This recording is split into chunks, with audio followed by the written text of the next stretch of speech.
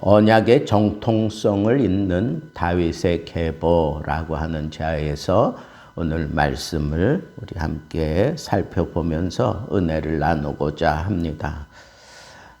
유다에게서부터 언약의 정통성을 이어받은 다윗의 아들들에 대해서 이렇게 족보를 기록하고 있는 본문을 보면서 이 다윗의 계보가 이렇게 특별하게 취급을 받는 것은 유다 언약을 계승한 언약의 자손이 바로 다윗이다라고 하는 것을 부각시키기 위해서 그런 것입니다.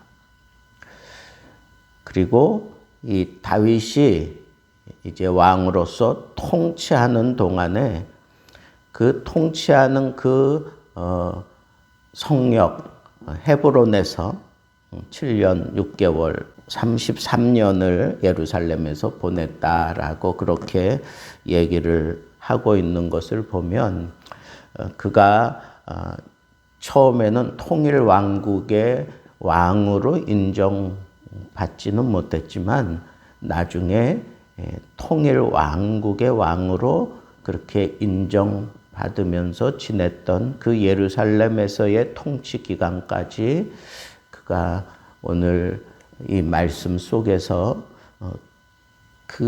어떻게 통치를 했으며 어떻게 사역을 했으며 이런 것들을 이제 언약을 따라 이루어진 일들을 다루기 전에 먼저 그 계보를 이렇게 쭉 밝히는 것은 우리가 이 계보 기록의 중요성을 앞에서 살펴본 것처럼 하나님의 뜻을 이어가는 그 언약의 계보, 그것이 바로 이 유다 족속이고 유다 족속 가운데에도 이렇게 다윗을 통해서 이 언약의 계보가 이루어지고 있다고 하는 것을 이렇게 드러내고 싶어서 이렇게 다윗의 계보를 다루고 있다고 생각을 합니다.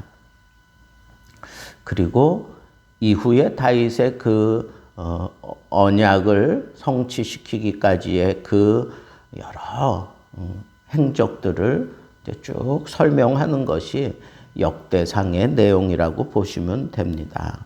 그런데 이 헤브론에서 낳은 아들들을 앞에 1절부터 4절에 기록을 했고 5절부터 9절에는 이 예루살렘에서 낳은 아들들을 기록해 놓고 있습니다. 특별히 다윗의 정실이라고 그렇게 생각되는 그 아내에게서 낳은 아들들이 이 언약을 이어가는 데서 이렇게 제외되고 어떻게 보면 우리 인간적인 판단으로 볼 때는 밧세바를 통해서 그 언약의 족속이 이어져 간다라고 하는 것은 조금 석연치 않고 조금 불편한 면도 없잖아 있는데 분명하게 하나님의 언약이 이 솔로몬을 통해서 이어져 내려오고 있는 것을 우리는 마태복음에서 만나게 됩니다. 그래서 솔로몬이 예수 그리스도의 육적인 요셉의 직계 조상이란 말이에요.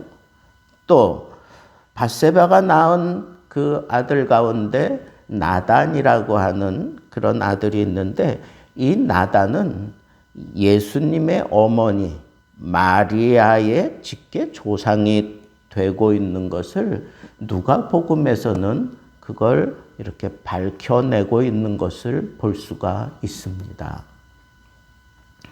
자, 그러면 예수 그리스도가 이 땅에 태어나오기까지 하나님께서 언약하신 대로 끝까지 그 혈통을 지켜내십니다. 부계를 통해서도 지켜내시고 모계를 통해서도 지켜내서 하나님의 언약이 그리스도에게서 완전하게 완성되는 모습을 보여주고 있는 것, 그것을 바라보고 기록한 것이 바로 이 역대기의 족보다라고 우리가 생각할 수 있습니다. 저는 오늘 말씀 단순하게 생각하면 참 단순하다라고 생각할 수 있어요. 그런데 그 단순함이 주는 파워는 아주 강렬합니다. 뭐 비비꼬고 깊이 생각하고 뭐 그러면서 어떤 진리를 캐내는 기쁨도 없잖아 있지만 이 단순함 그 자체가 던져주는 이 강렬함은 이건 그 어떤 것하고도 비교할 바가 되지 않습니다. 너무 단순하게 드러난 이 진리는 뭐냐 하면 다윗이 여러 아들 중에 불륜의 관계로 얻어진 그 밧세바를 통해서 언약의 그 자손들이 이어져 간다라고 하는 이 사실은 우리가 앞에서도 살펴본 바처럼 하나님의 그 선택, 하나님의 그 주권적인 선택은 인간의 노력과 인간의 어떤 행적과 그리고 혈통에 있지 아니하고 하나님의 주권에 있다는 거예요. 주권적인 은혜를 따라 그 언약이 성취되는 거지 인간의 됨됨이를 보고 인간이 행한 그 어떤 공적을 보고 또 인간이 가진 어떤 혈통을 보고 이루어지는 게 아니다라고 하는 것을 우리는 이 다윗의 계보에서마저 살펴볼 수 있다고 하는 이 사실을 우리가 붙잡는다면 다윗이야말로 정말 하나님의 언약을 이루어가는 그런 합당한 사람이 틀림없다라고 하는 이 사실을 우리는 여기서 볼 수가 있고 역대기 기자가 이렇게 다윗을 집중 조명하면서 기록한 것도 결국은 하나님의 주권적 은혜를 드러내기 위해서 이렇게 기록했다라고 우리는 생각할 수가 있습니다.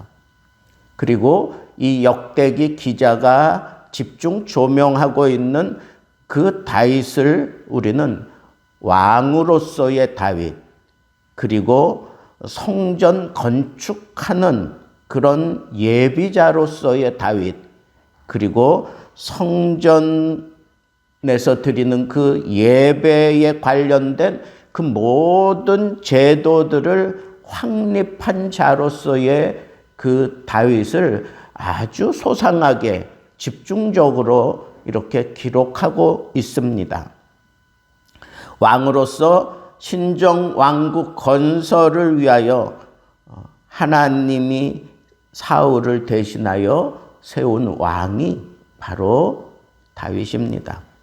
성공적인 정복 전쟁으로 신정 왕국 이스라엘의 명성을 온전히 떨친 자가 다윗입니다. 하나님의 역사하심을 아주 왕으로서 멋지게 보여준 그 다윗을 이 역대기 기자는 집중 조명하고 있습니다. 또 성전 건축 하지는 못했지만 성전 건축을 위해서 예비한 그런 다윗을 성경에서 아주 집중 조명합니다. 다윗성의 여호와의 궤를 위하여 처소를 예비하기도 했고 여호와의 궤를 예루살렘으로 모셔와서 예비한 처소에 안치시킨 자가 바로 이 다윗이지 않습니까? 성전을 건축할 그 성소, 그 장소, 그 성전을 건축할 그 장소도 다윗이 예비했고 성전 건축 재료와 비용 그 모든 것들을 다 준비해서 나중에 그가 유언으로 솔로몬에게 나의 하나님이 너와 함께해서 반드시 네가 이 성전의 역사를 마칠 동안 너를 떠나지 아니할 것이다 라고 그렇게 유언을 남기는 것만 봐도 이 성전에 대한 이 열심이 특심했던 다윗을 우리는 알 수가 있습니다. 그래서 온 백성이 이 성전 건축에 동참하도록 그렇게 만들어 주었던 왕이 바로 이 다윗입니다. 그리고 또 하나 성전에서 드리는 그 예배와 관련한 그 모든 제도를 아주 확장하고 결정했던 그런 다윗을 우리는 또 발견하게 됩니다. 언약궤 앞에서 노래하는 자와 회막 문지기를 세우기도 했습니다. 성막 봉사자를 임명해서 봉사하도록 배치했고 성전 봉사를 위한 레위인의 직무를 철저하게 그렇게 말씀했던 내용대로 그대로 실행시켰던 그런 다윗입니다. 제사장과 레위인의 24반열을 조직하고 그 24반열을 그렇게 조직하는 동안에 항상 빠뜨리지 않았던 건 찬양대입니다. 찬양대. 기타 성전 봉사자들을 24반열을 구성해서 그렇게 봉사하게 만들었던 아주 체계적이고 그리고 조직적이고 그리고 효과적으로 온전히 하나님께만 집중할 수 있는 예배자로서의 다윗을 집중 조명합니다. 성전을 사랑하는 그런 다윗을 집중 조명하고 있습니다.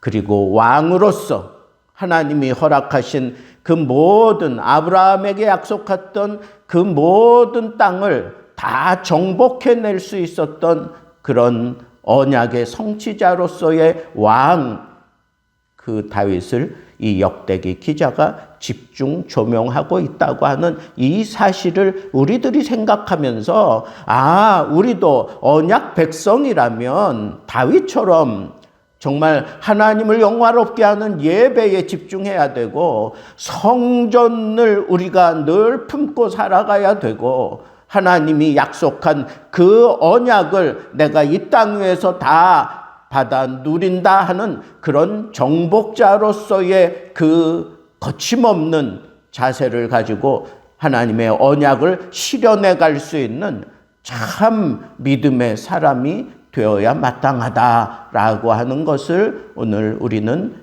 이 역대기 가운데 특별히 다윗의 족보를 통해서 우리가 마음에 담을 수 있었습니다. 저는 오늘 말씀을 통해서 하나님은 언약하신 대로 반드시 이루어내시는데 하나님이 쓰시는 독특한 방법은 딱 한 사람에게 집중하는 것 같은 그런 생각이 아주 강렬하게 들 때가 있습니다. 하나님의 언약을 성취하기 위해서 다윗에게 하나님이 집중하고 있는 이 사실을 저는 묵상하면서 하나님, 그 시선을 제게도 좀 돌려서 저에게 집중해 주십시오. 하나님이 저에게 집중해 주시는 하나님 마음에 합한 자가 된다고 하면 나도 다윗처럼 정말 하나님이 약속해 놓으신 그 복의 땅을 내가 정복할 것이고 하나님과 일체된 그 성전 중심의 생활을 하면서 마음껏 목청 다하여 하나님을 찬양하는 그런 멋진 삶을 살 수 있지 않겠습니까? 하는 그런 기도가 저절로 터져 나올 수밖에 없겠구나 하는 그런 생각을 했습니다.